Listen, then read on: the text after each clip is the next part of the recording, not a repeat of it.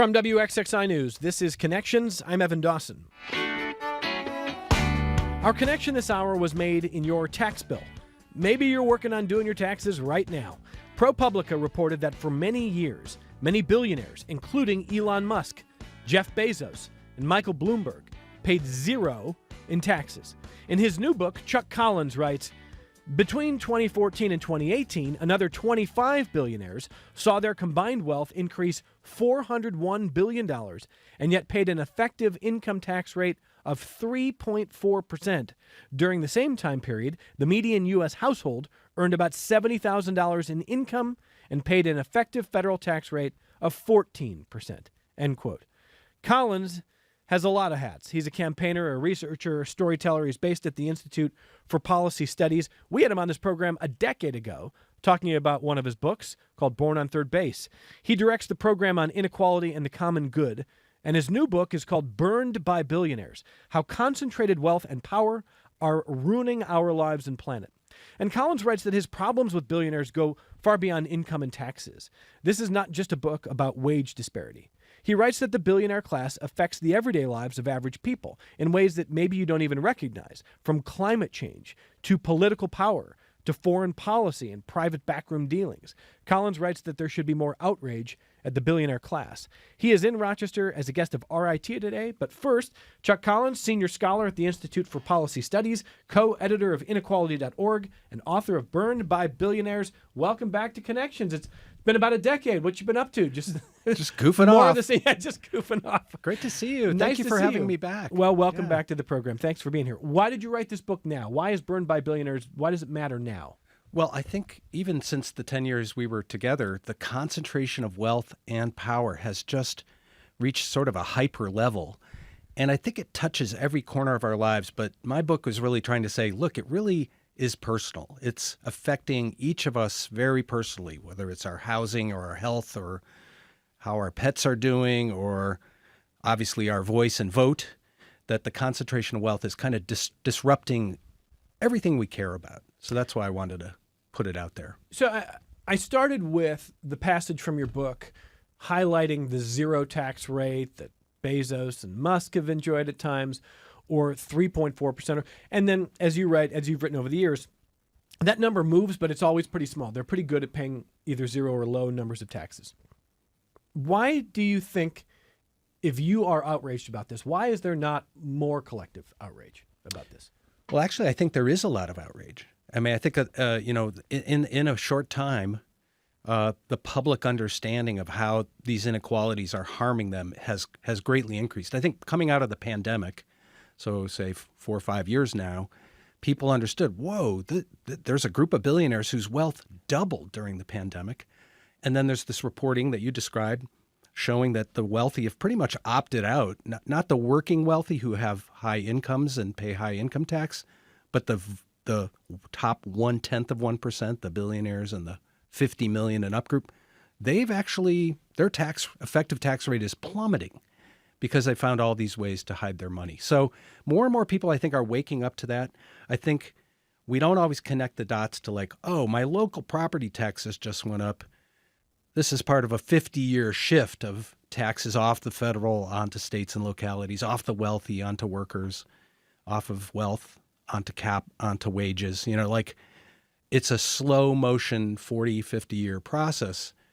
That I don't think we fully understand and don't feel the outrage yet about the indignity of that, us having to pay the billionaires' taxes. So listeners, as we go throughout this program, if you want to email the program, connections@wxxi.org, I think that we got the phones. We think they're working. We think we can take phone calls again. It's 844-295-TALK. It's toll free, 844-295-8255. 263-WXXI if you're in Rochester, 263-9994. Email the program, as we mentioned. We can definitely get those, connections@wxxi.org, or you can communicate with us on our YouTube chat if you're watching on YouTube. And I've already got some emails. I'm going to get through as much audience feedback as we can because I am curious to know how the audience sees the billionaire class. If you agree with Chuck, if you are offended or outraged, or if you have a different view. And I want to ask you about I'm going to try to steelman some of the conservative critique of your book, if we could. So I'm going to offer kind of an amalgam of some of the criticism of your proposals. And it sounds typically like this. You write about wage disparity and the wealth gap and the way the wealth gap has moved in the last generation or two. But if you look at human history, we are in a rare point of human existence. For most of human history, the existence of human beings, there was no wealth gap because there was no wealth for almost anybody but the elites. If you were not lucky to be in the ruling class in most places in the world for centuries and centuries and centuries, then you were going to have a miserable existence. And then along came capitalism, and capitalism offered a chance for people to have social movement, to move up, to create goods and services people wanted, and to maybe make a lot of money. And so there is inequality in earning, but a lot of that is driven by merit and ideas, and that even the standard of living for many of the poorest people today, this is a pretty consistent conservative critique. It goes like this. The poorest people today, most still own a cell phone. Most can get food pretty often. I mean, there's obviously exceptions to that, but the conservative critique is the standard of living among the poorest is better than it's ever been in human history. So what is the inequality of the wage gap, and why are you focused on that? I'm doing my best to kind of steel man what I hear a lot, and I know you've heard that too. So let's start with that. Yeah, and there is this sort of 1,000-year view, or the Steven Pinker point of view, you know, from a high altitude. Like, there's Things human have actually progress. never been better. And I would say, you know, with the advent of, you know, the Industrial Revolution and capitalism and modern medicine, there's so many ways we can point to. Lives are improving, lives are longer. But in the short, so let's just look at the 120-year view. 120 years ago, the first Gilded Age, we were living in a period of extraordinary, extreme inequality as the Industrial Revolution evolved and the great concentrations of power. Then, after thanks to the New Deal and the World War II experience, we actually figured out, and a lot of other societies around the world figured out, how do we grow, have a dynamic capitalist economy, but not create democracy endangering levels of concentrated wealth and power. And so for the 30 years after World War II, 1945 to 1975, we actually grew together. The productivity gains of workers rose as the productivity rose. The racial wealth gap started to narrow. The gender income gap narrowed. You know, we started to grow together. The bottom fifth saw their income double as well as the top. Then in the mid-'70s, we made another turn. And not every country in the world chose that. There's different flavors of capitalism. And we are now entering the hyper-extractive, most dangerous form of capitalism. And then I would, another point is, yes, there is a stage of business creation where we want entrepreneurs. We want people to create a better mousetrap, and we want to reward them. But when the wealth accumulates to a level, I kind of pinpointed at the north of $50 million mark, that you're not just buying another house or another boat. You're buying a media outlet. You're buying a senator. You're influencing policy. You're blocking your competitors. You're wielding power. That's when we as a self-governing republic, to the extent we have one still, should sit up and say, that's a problem. I want to get into the power portion coming up here, but let me also level one other pretty consistent criticism, which is that if your policies are implemented, innovation dries up. What do you think? No, because in the 30 years after World War II, we taxed wealth and high incomes at very high levels and invested it in public goods. And that actually created the shared prosperity of the recent period. That's where we're going for. The longer view is, we're better off, but we're actually heading toward a kind of dangerous precipice. We're about to lose the self-governing republic part of the equation. And that's where, I think we should be alarmed and very concerned. I think I try to stay off Twitter. It's so bad for me. Yeah. But reading the public writing of someone like Bill Ackman makes me feel like, maybe Chuck's onto something. Or the idea that people who have made a lot of money in various fields are convinced that because they made $1 billion, that they they would be really good at government too. They would be really good at policy. They should hold a lot of power. Yeah. So this is where the power comes in. I think a lot of people who make a lot of money or end up with a lot of money feel entitled to be in the room and feel like their voice should carry more because clearly they've done better at society than most people. So wouldn't they be better? I clearly think that's where Elon Musk, how he views himself. How do you see it? Well, I think when people accumulate that level of wealth, there's a tremendous risk that they could lose their perspective and humility. Meaning, let's say I invented I'm a pizza billionaire or a hot dog billionaire. Doesn't that mean that I know something about education policy and tax policy? And I think what happens is people do think, and the society kind of validates, I'm the smartest person in the room. I know how to do this. You should exalt in my every word and action and deed. So, and that goes back to an earlier question you asked, what's the story that people have in their heads? Well, these people believe they deserve everything they have. They deserve even more wealth, and that we should celebrate that. And there's a moment of entrepreneurship when, Evan creates that mousetrap. We want to celebrate that.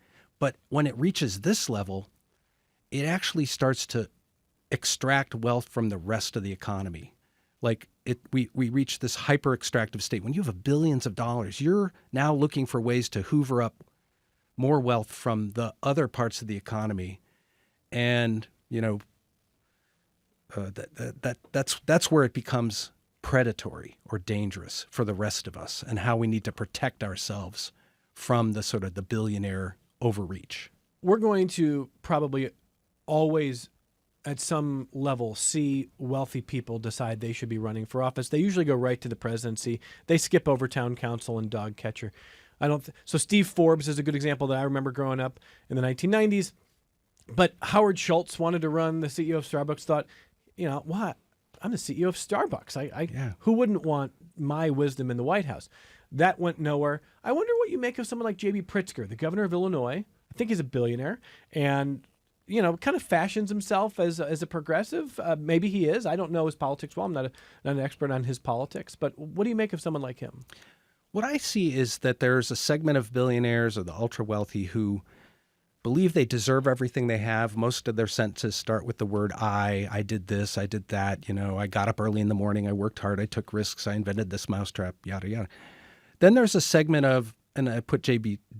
Pritzker in there, Governor Pritzker, who says, I was born into a wealthy family. I won the lottery at birth. I didn't do it alone. There's a function of luck and government investments and other help that I've gotten. And they see this web of public and private investments that make their wealth possible. And they have a different set of policy implications from that. Yeah, you're wealthy. You should pay your fair share of taxes so that non-wealthy people can have the same chance that you had.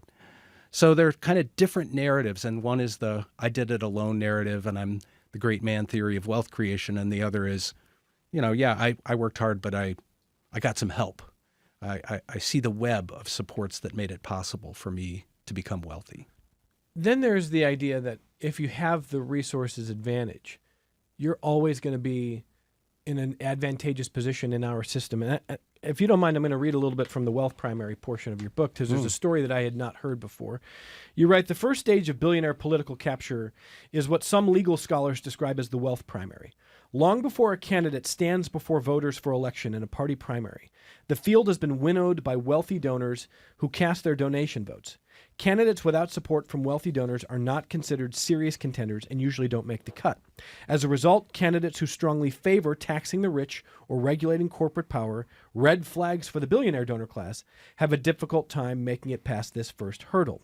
In the early stage of the 2024 presidential election, a wealthy, self-financed presidential candidate, North Dakota Governor Doug Burgum, had a novel approach to attract attention.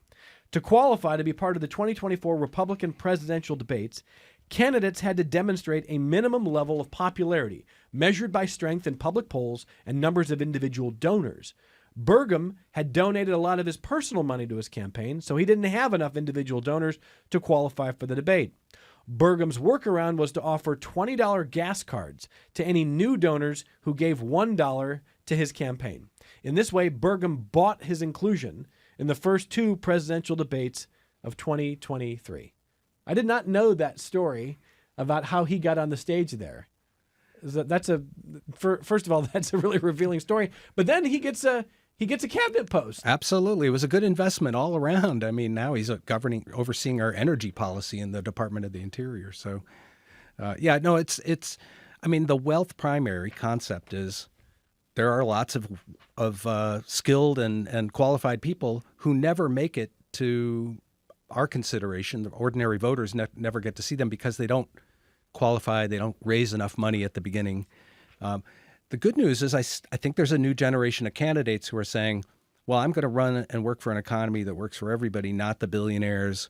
You know, I'm only going to take small donors. I'm not going to take PAC money. And they actually may win elections. So that may sort of upset that cartel, if you will, of the wealth cartel that blocks access for some candidates.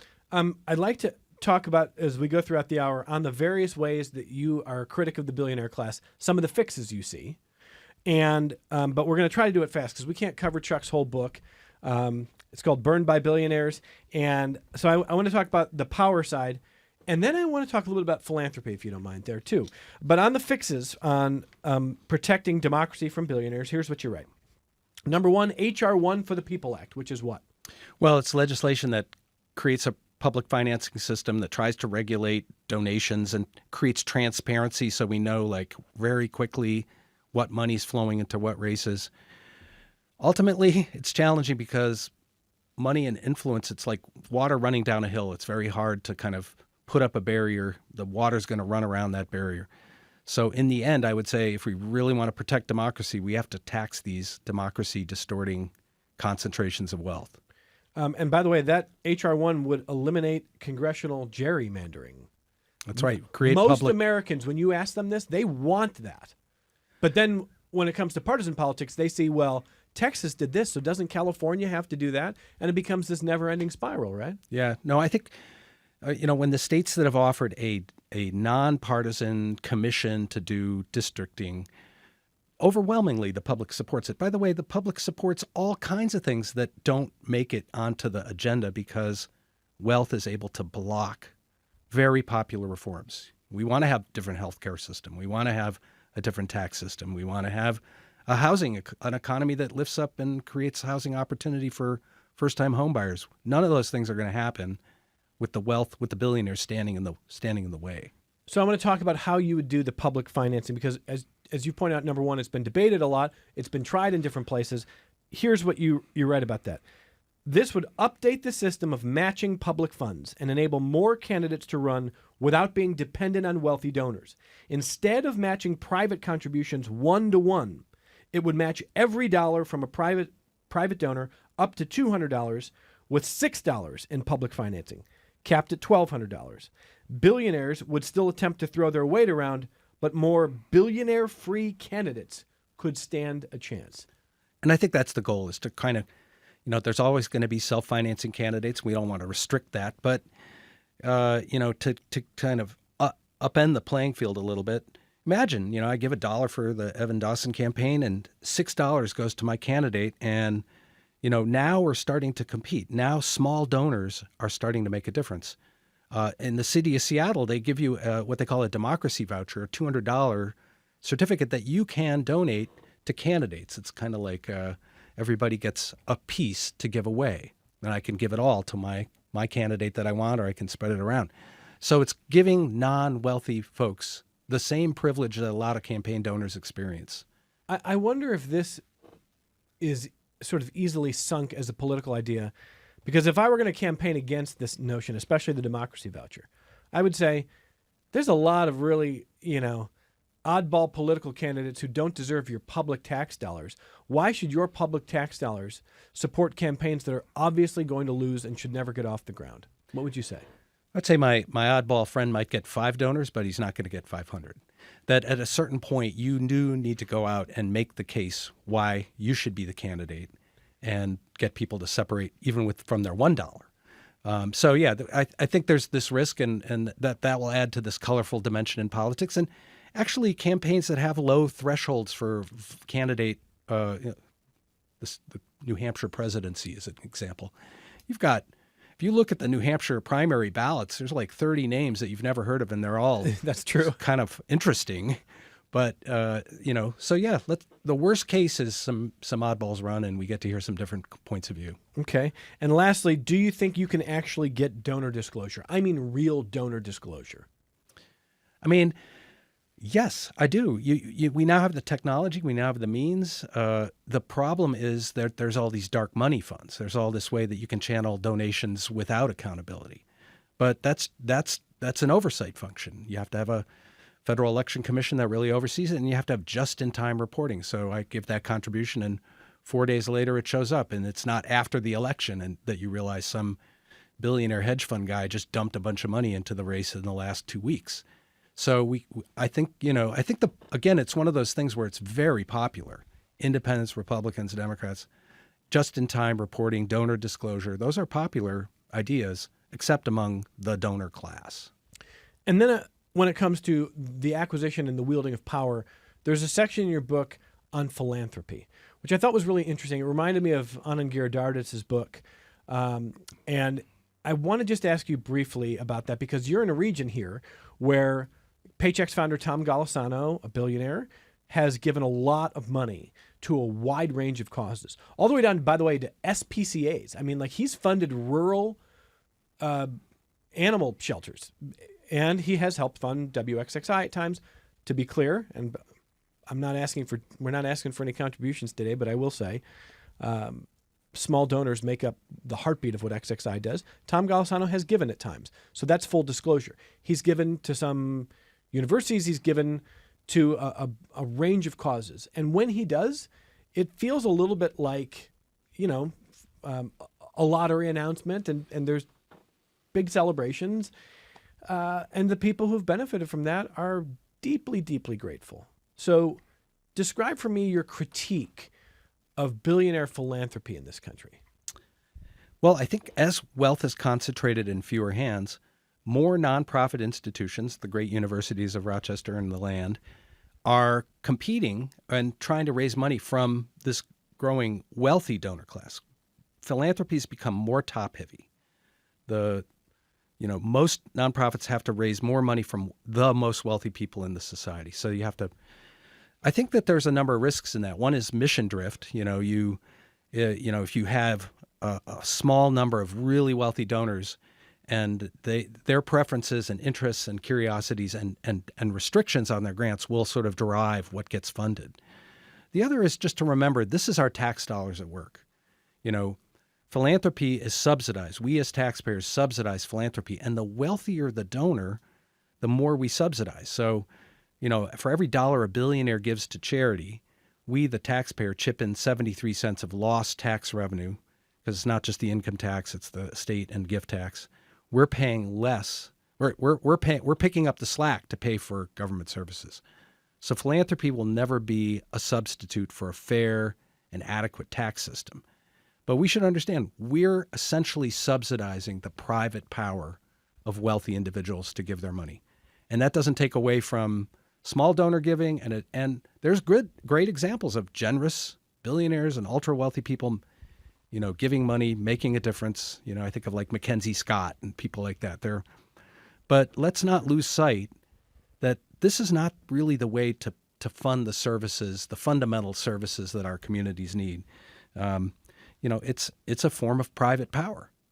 I might be generous and I might be philanthropic, but when we see a billionaire make a donation announcement, we should have a little bit of skepticism. Like, well, I'm chipping in for that.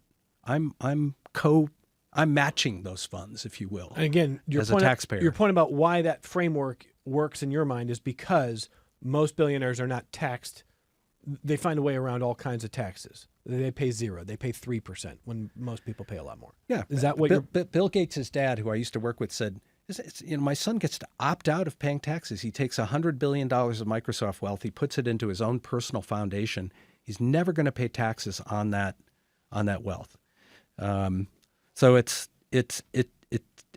a way, working people aren't opting out of paying taxes because it's taken out of our paychecks. But again, a lot of people said, well, Bill Gates' foundation has saved a lot of lives with things like malaria nets, which, by the way, were just cut from USAID funding. And what's wrong with that? I think what you're saying is billionaires often think they're going to be the smart ones to figure out how to solve problems because they've made this money and they view themselves as more deserving, if they're not in government, than the government, as opposed to just paying their taxes. Yes? That's part of it. It is private power. But what if the judgment of Bill Gates is off? Like he made this billions of dollars of bets on small schools and told all these communities, you need to move to the small school movement. Turned out it was not well researched and it was a mistake. But it was billions and billions of dollars of money that had a huge impact. Same on sort of vaccine policy and other world health policies. Maybe there are some other priorities that other people might want, but the power of a billionaire with a private foundation can be enormous. And if we keep this trend going, we're going to see the rich basically opting out and creating these kind of powerful foundations, private foundations. And another thing that's different, Evan, is wealthy people, like we just released the Philanthropy 50, the biggest 50 donations. Most of them go to private foundations and donor advised funds controlled by the donors. That money doesn't necessarily immediately flow to the groups doing the work, the urgent needed work. So we fund these intermediaries controlled by the wealthiest donors in society without any requirement that the money move in a timely way. So a lot of money just gets warehoused. Unfortunately, a lot of charity dollars are sitting in private foundations. In a moment, after our only break, we're going to open it up to listener questions for Chuck Collins, senior scholar at the Institute for Policy Studies, the co-editor of inequality.org, the author of the new book, Burned by Billionaires, How Concentrated Wealth and Power Are Ruining Our Lives and Planet. So 50 million is the number you alight on. Why 50 million, and what would you do? What would your policy be for taxation after up to 50 million, after 50 million? Yeah, well, and so it's not just about the billionaires, but it's not the 1%. The power now, I think, resides in that top 1/1000th, and that tends to be people with 40 to 50 million or more. And again, that's kind of the point where it translates from consumption to power. You got $50 million, you have a lot of agency, you've got multiple houses, you're probably flying on a private jet. But when you cross that line, you have extraordinary power. You also have the power to hire a lot of people to protect your interests, to defend your wealth, to fend it off from taxation, to kind of play the shell games that the ultra wealthy play. And it's a form of capture. So yeah, I would say we should look at tax policies that particularly are focused on that top 1/10%. That can be a progressive income tax, but it needs to also be an inheritance tax where money transfers from one generation to the other. And now there's a number of proposals for wealth tax, taxing on an annual basis of stationary wealth. California's going to vote on an initiative this year to have an emergency tax on the billionaires in the state to fund the healthcare cuts, to fund healthcare for millions of people. So there's a bunch of proposals that are sort of on the table. And I think if you put those pieces in place, within a generation, we've started to slow and reverse this concentration of wealth and power. And I'm not against private enterprise. I'm not against people actually, initially creating $1 billion because they invent that better mousetrap. But I would like to see a society with more thousandaires and fewer billionaires. That's how we should measure our health. Last question I have for you before we turn it over to listeners. In a number of places in the last month, I've seen a chart shared, and it's out-migration and in-migration of American states. And critics of policies like the ones that you support like to point to New York State, where there's a lot of out-migration. We're losing population.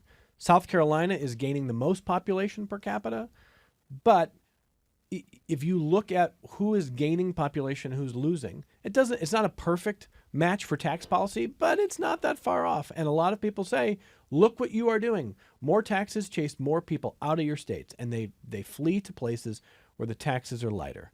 What do you say to that? Well, first we have this problem, which is, in an ideal world, we would reverse 40 years of federal tax cuts for the wealthy so that we would tax wealth at the federal level and, as we used to, share it with states and localities.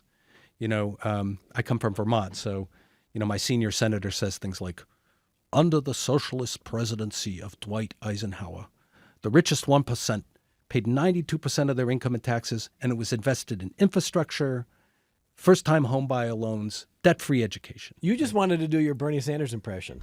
It's really good. It's irresistible. But the point is, under the socialist presidency of Dwight Eisenhower, he probably would be called a socialist today. But I do think there's a lot of 20-somethings who are who are really wonky into politics, but have no idea what the tax rate was a couple generations ago. When you show them, it's like, what? Yeah.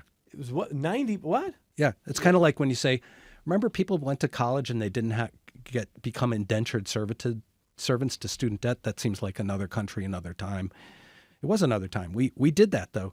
But that idea that we would tax wealth and invest in public goods, and that, I think is part of the answer to the question, is like, we know how to do this. We can, this can create opportunities for middle-class expansion. That's what the Nordic countries do. It's what Canada does. It's like, so we should do things at the federal level, because if you just try to do it at the state level, you may have some state migration, aside from the fact that it's sunnier in the South and people, as they grow old, like to be in warmer places.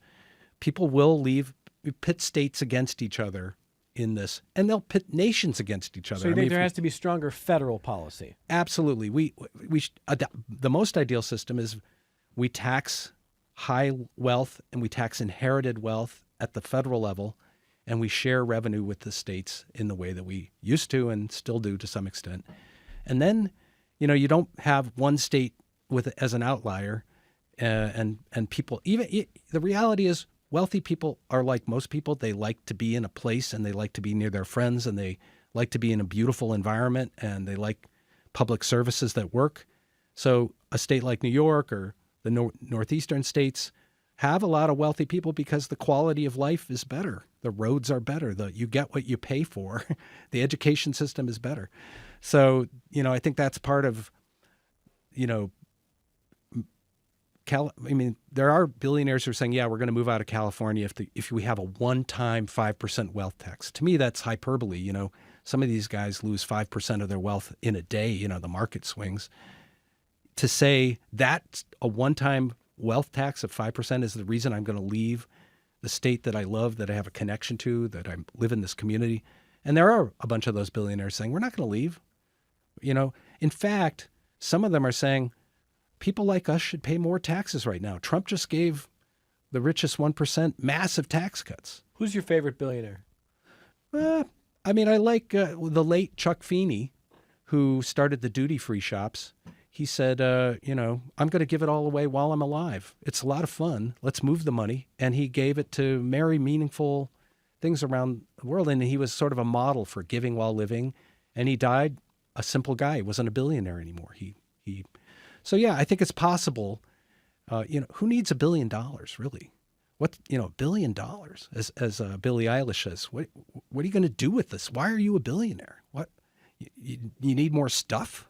No, it's about power and immortality, legacy maybe.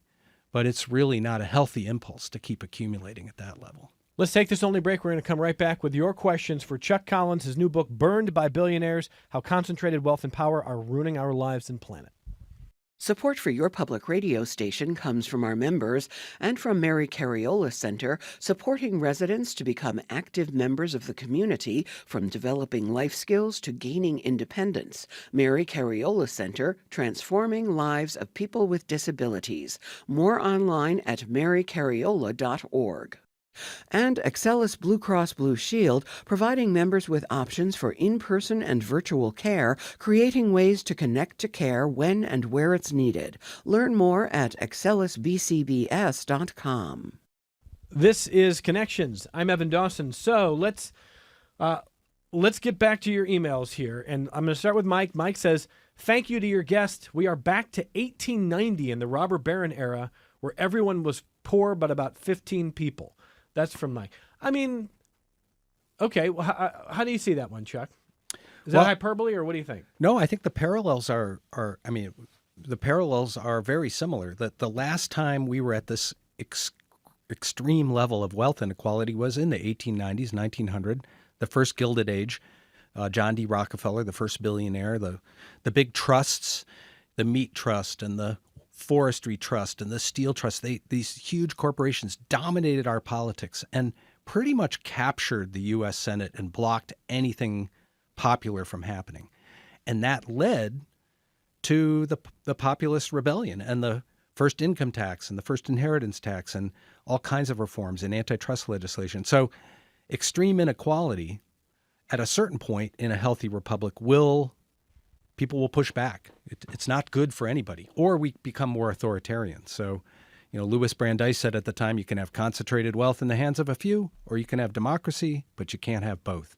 That's the quote that animates me these days. It's like, if you keep going down this road, you have to move toward authoritarianism because people aren't going to put up with the degradation. Well, what does that mean? I mean, when are there pitchforks in the street? I'm either literally or figuratively. What's the end result here without change?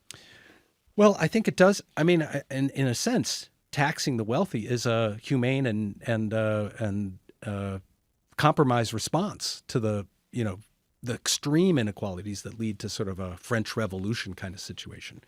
I think the pitchforks are in people's hearts right now. People are mad. They don't know. They don't understand what necessarily this, that the billionaire capture of our society is the driver right now of the problems that we're living through. But I think that I think we're going to see a lot of people running for office on a program of tax the rich and invest in public goods, address the affordability crisis. Just like during the pandemic, people were like, wait, how come these billionaires saw their wealth double over 3 years? There's something wrong with the system. So I think we're going to see more pressure, and those people are going to win elections like the mayor of New York, but it's going to be also in Iowa and Nebraska and other places. That's going to that will be the manifestation of the pitchforks in America, hopefully. Francis in Webster writes in to say, I read that when the income tax was proposed, the wealthy were 100% opposed until charitable donations were made tax deductible. Is that the case? Well, the income tax really came about in 1915, 1916, and the modern charity system was really 1969. So there's a little bit of a time lag there. But Francis is right in that the charity system provided an off ramp for some people from paying taxes. But really, through those years, after World War II, wealthy people did not entirely opt out of paying their taxes by creating private foundations. That's a new modern form of extreme inequality. But I think we should reform charity laws to say, the first $500 million is tax exempt, but above that, you no longer get to opt out of paying your taxes. I think we need to reform the charity escape hatch in this process. Ray in Gates says, during the 1930s, when proposals for higher taxes on the wealthy were debated, some affluent Americans warned that they would leave the country rather than contribute more to rebuilding the nation. President Franklin D. Roosevelt famously responded that if those individuals chose to depart because they were asked to support the common good, he would miss them very much. His remark underscored a simple principle. A healthy democracy cannot be governed by the threat that the wealthiest will withdraw their support if asked to contribute fairly. Yeah, I think, Ray, you're right in that, and you can say, okay, we live in a global economy. The ultra wealthy are very mobile globally, and they can move their money through the click of a computer, and that's true too. But where do wealthy people want to live? They want to go live in the Cook Islands, or Mauritius or British Virgin Islands. I mean, at a certain point, if people want to leave, they should leave. There should be an exit tax. There should be a levy to discourage people from renouncing their U.S. citizenship and taking the wealth that they created. But, I during World War II, there was a movement to what they call conscript wealth. And same in the Civil War and the First World War. The whole idea is, we as a society need to pull together here. And that's why, it's interesting. There are groups like the Patriotic Millionaires and people like that stepping up and saying, people like us should pay taxes. None of us, it's not good for any society to have these levels of inequality and wealth imbalance. And people like the Patriotic Millionaires are saying, tax us more, both in the state and at the federal level. And I think, so there is a conscientious wealth class that understands it's not going to end well if we just keep giving tax breaks to the rich. In a way, you think your proposals are actually good for the billionaires. You create a more stable society, and they'll still be rich. And there's good examples of that. I mean, that 30 years after World War II was a time of tremendous prosperity, economic growth. There was a sort of rising tide, really did lift all boats. You didn't have these distortions in the housing market, in the energy market, because of the power of billionaires. And then what kind of society do we want to live in? If we don't intervene in this march toward concentrated extreme wealth, where are we going to be in 20 years? What kind of society will we be? Maybe we'll have these billionaires with their large private charitable foundations. They'll be like these big beneficent funds, and you'll be lucky if the money lands in your neighborhood, but not in, whatever. It's not the kind of society any of us want to live in, including the most affluent and wealthy people in the society.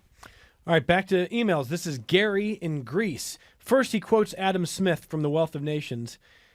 He says he warned against great wealth inequality. From the Economics Observatory, here's the quote. Smith thought that high profits were a symptom of serious market disequilibrium.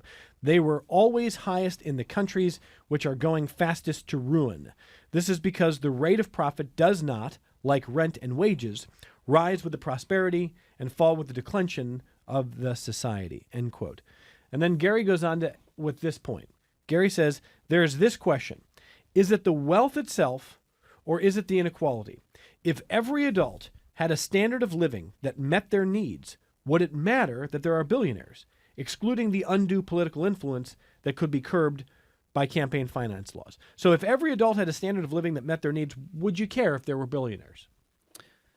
Yeah, except that that last qualification is a really big if, because what we've seen is the power of the wealthy to subvert any kind of restraint will undercut that. And so it's not, this theoretical question about, if somebody had wealth but not power. Wealth and power are just interconnected. And I would say this is bad. It's bad for capitalism. If your listeners are saying, wow, Collins is anti-capital. If you want a healthy private market, free market economy, just like people who understand monopoly, too much monopoly power means that, Evan's Mousetrap Company is going to squeeze out Melissa's Mousetrap Company and prevent innovation, prevent dynamic competition. So I think too much wealth and power they really do go together. And if you want a healthy, vibrant local capitalism, small businesses, enterprises, credit unions, local banks, providing credit to local, entrepreneurs, this hyper extractive form of capitalism we're living through actually undermines that. It's a job destroyer, not a job creator. Are you a capitalist? Well, I think capitalism, I used to work at Baskin and Robbins, and there's 31 flavors of capitalism. I know. There's the Nordic version. So yeah, I like the idea that there's private ownership, private markets, private enterprises. But when they become so of a certain scale that they can block other healthy forms of capitalism, that's when we should all unify and say too much power distorting our society. All right, we got a lot to get through, so let's go fast. Lightning round. Wes wants to know, how does your guest think that a billionaire like Trump became the hero of poor rural Americans? Well, there's a lot more people who've written and thought about that, but I think we tend to admire people who are wealthy because we see there's a positive side to something that they've done. In the case of Trump, this seems like he's kind of bamboozled a lot of people because he's more or less a grifter. But admiring Elon Musk, to me, I understand that.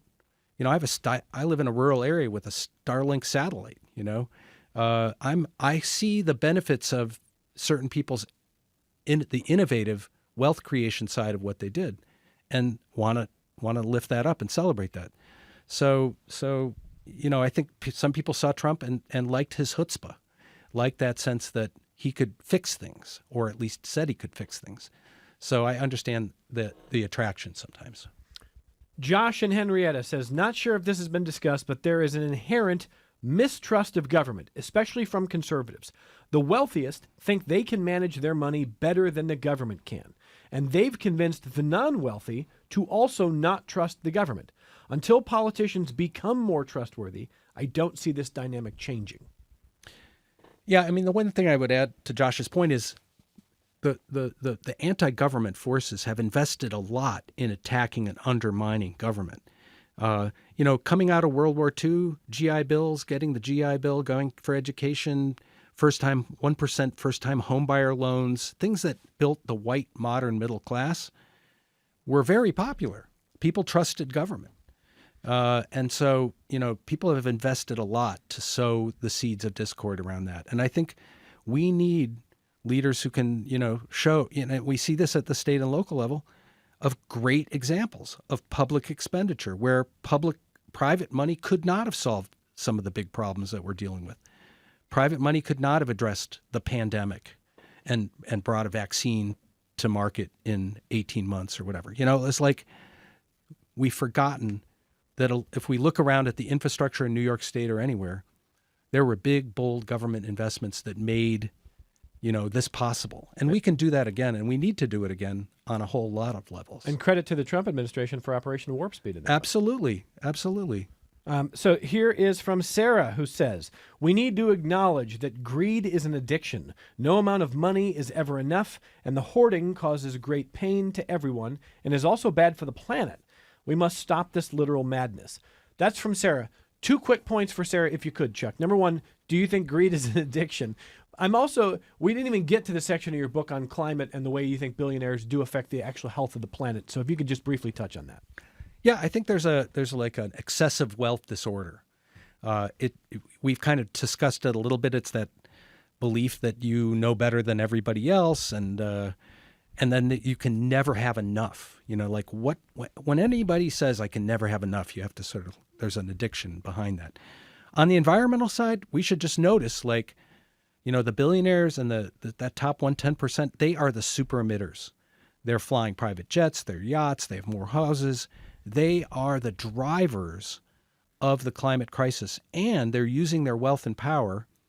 We haven't really talked about AI, but the tech bros and the fossil fuel industry have this weird alliance now where we're just going to keep burning up the planet and we're going to block alternatives, and we're going to block the path toward a sustainable, ecologically survivable planet. They're using their wealth and power to block a habitable Earth. Well, on that note, John writes to say there should be more focus on the new billionaires, the AI Billionaire Club, led by people such as Sam Altman. Why isn't there more outrage about that? Chuck?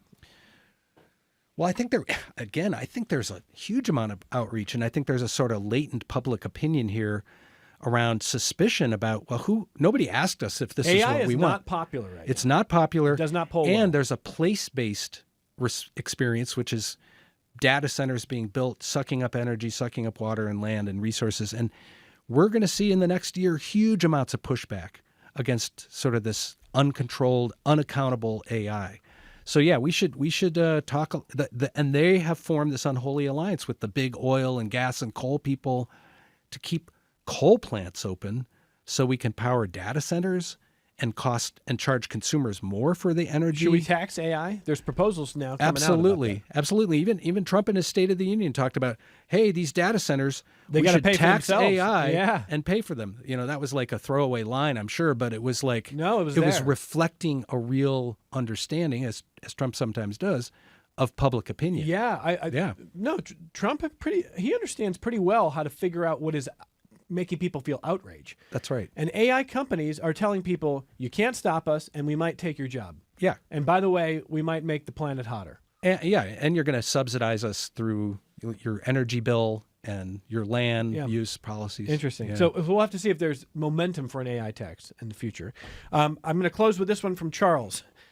Only losers blame others for their lack of success. Shut up and work harder. Absolutely, Charles. No, I'm not. I think that's a harsh thing to say, Charles. And I would encourage you to listen to your neighbors, to listen to those underlying harms that people are living through. Are you doing better because these billionaires are buying up the housing and the land and the, buying up hospitals in our communities and, extracting more from the healthcare system. It's really personal. This isn't about individual losers. It isn't about blaming somebody. It's just understanding there's a system right now that's undermining a lot of what we care about. And I will try to squeeze in David's last question. David emails to say, is your guest surprised that in New York State, our governor, a Democrat, opposes a super wealth tax? That's something, Chuck, that we've covered on this program before. Democrats in the legislature, by and large, would like to see a high earners tax. The new mayor of New York City has pushed on the governor to do it. The governor says we've got what we need without it. So 30 seconds. Are you surprised at that? No, because I think that the people who've been in the Democratic Party for years and years are fearful of being called tax and spend liberals, and they run every time there's a... But here's the thing. You can increase taxes on the wealthy. You can levy a wealth tax, and you can actually reduce local property tax, local income tax. We can have a fairer tax system. So even if she says, well, we have all we need, I think working people are paying too much in terms of taxes. If our audience has never visited inequality.org, what do they find there? They'll find articles and a little bit of humor and things that they can do to address the extreme wealth problem. Inequality.org is co-edited by Chuck Collins, a senior scholar at the Institute for Policy Studies, and the newest book from Chuck is Burned by Billionaires: How Concentrated Wealth and Power Are Ruining Our Lives and Planet. He's visiting RIT today. Thank you for stopping by Connections. Thanks, Evan. Don't make it another decade before you come back. Yeah, let's talk sooner. We may not have that decade to goof off here. That's Chuck Collins. From all of us at Connections, thanks for watching. Thanks for listening. Wherever you're finding us, thank you for doing that. We are back with you tomorrow on member-supported public media.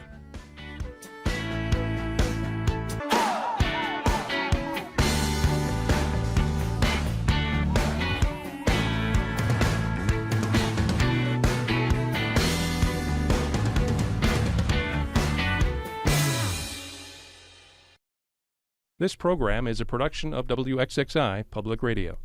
The views expressed do not necessarily represent those of this station, its staff, management, or underwriters.